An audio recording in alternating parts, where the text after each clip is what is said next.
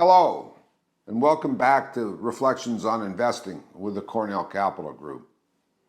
Today we're going to talk about something that is particularly important to investors: corporate value creation. Ultimately, the true hit investments are companies that create very significant value over and above what was put in by investors. Now, there's a problem here because often people get very excited about a technology and they think that the companies that are in that space are therefore going to create a lot of value. That may not be the case. In fact, quite frequently is not the case. Let's take the example of automobiles. Automobiles have been a uniquely desirable investment. Americans have bought automobiles by the millions and millions and enjoyed them and made them a deep part of their culture. That has created a lot of value, but the value flowed to the consumers of the automobiles, not to the companies producing them.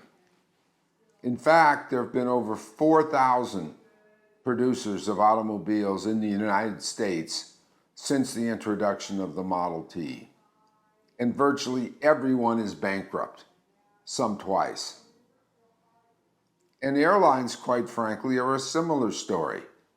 Air travel has been an incredible value-creating boom for consumers, but it hasn't been so good for airlines.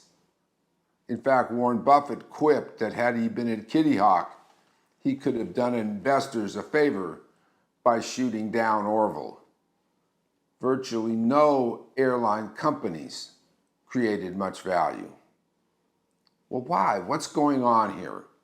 And I think if we go to the computer, we can gain some insight as to what the problem is. So here on the computer, you can see that there are so-called excess earnings. And excess earnings are fundamentally related to value creation. Excess earnings are earnings minus the book value, which is the amount of dollars that investors have put into a business, times the cost of equity. And if you just earn the cost of equity, then you are not going to create, if the earnings only equal the book value times the cost of equity, this second term is going to be zero. There are going to be no excess earnings. Doesn't mean the company isn't earning money. It's just earning a normal profit. It's not creating value. And there's an interesting way to write an equation that gives the fundamental value of a company. And that is shown below. The fundamental share value equals the book value, which is the amount of money that investors have put into the company, plus the present value of all future excess earnings. And that present value is the amount of value created by the company. Now you might ask, well, how many companies create value? Don't most of them do that? And in fact, most do not. And Heinrich Bessembinder, who's a professor at Arizona State University, has examined this very carefully. And he actually uses an easier hurdle for creating value. He says that a company creates value if its earnings exceed the book value times the treasury bill rate, not the company's cost of equity.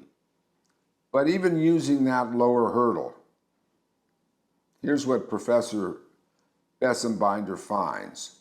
He looked at all 28,141 firms on the Center for Research in Securities Prices, typically called CRISP, database from 1926 to 2022. So these are all firms that were on that database anytime during that period.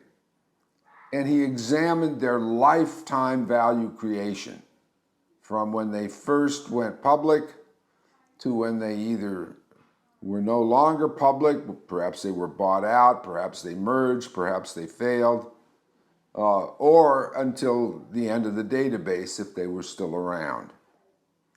Of the 28,114 firms, 16,481 destroyed value, even with his softer criterion. Well over half were value destroyers. Of the 11,633 firms that did create some shareholder value during their life, the top 50, just 50 out of 28,144, accounted for 43.1%. And this is something that could be of real concern for investors. If you were to go in and buy 10 random stocks, the chance would be that 6 of them would destroy value, and you might not get one of the top 50 at all. The others would be mediocre value creators. If you don't own one of the 50 that are big value creators, your performance relative to the market is going to be poor. So at Cornell Capital, we think very deeply both about how you might identify firms that are going to be value creators, and we're going to talk about that in subsequent reflections on investing. But we humbly refer to it as a reason for diversifying. If you buy a very well diversified index, you're going to have a lot of losers. You're going to have a lot of mediocre firms, but you're probably also going to get most of the top 50. And the reason the S&P 500 has done so well over this century is that it's always had enough big winners to pull the average up to a return on the order of 10%. And to close, let me just give you a list of some of the Bessem Binder big winners. These are all from his top 20. No surprise here, Apple, Microsoft, Exxon. Oil companies get a bad rap, but Exxon's been a huge wealth creator for investors. Walmart, Buffett's Berkshire Hathaway, Chevron, another oil company, Coke, Home Depot, and Altria, which the Altria group owns cigarette companies. So it's quite a diverse group.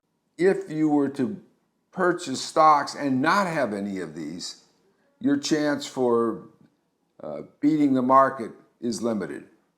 So understanding wealth creation is a core skill for wise investing. This has been Reflections on Investing with the Cornell Capital Group.